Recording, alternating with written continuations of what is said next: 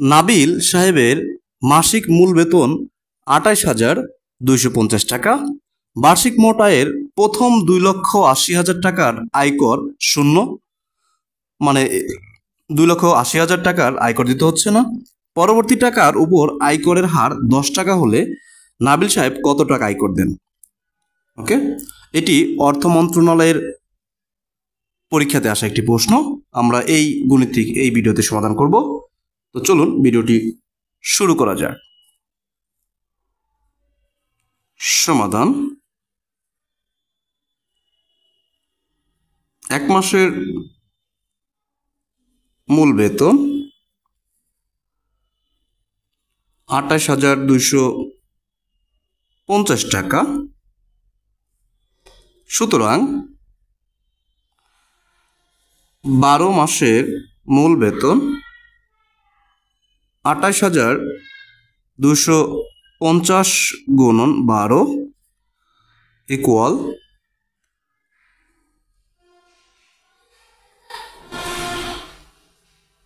টাকা।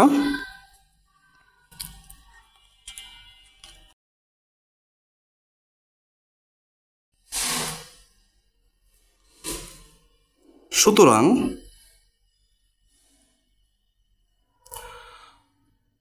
করযোগ্য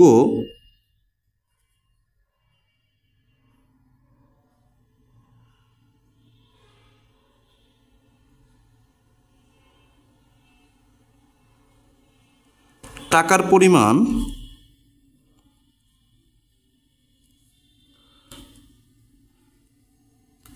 $৩,৩৯,০০০ minus $2,80,000 equal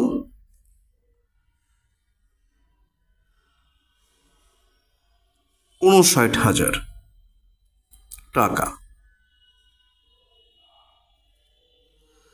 এখন যেহেতু সে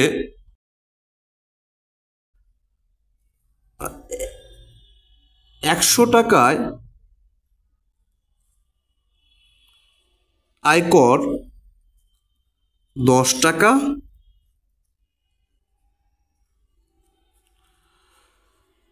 সুতরাং ১ টাকায় আয়কর কম হবে, তাহলে ১০/১০০ টাকা। এবার ৫৯,০০০ টাকার আয়কর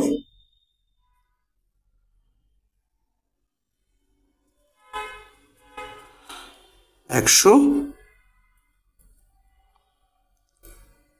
এই শূন্য এই শূন্য কাটা, এই শূন্য এই শূন্য কাটা, তাহলে ইকুয়াল ৫,৯০০ টাকা। সুতরাং নাবিল সাহেব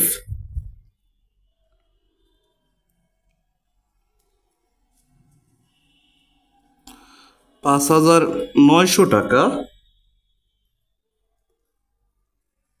আয়কর দেন। উত্তর ৫,৯০০ টাকা।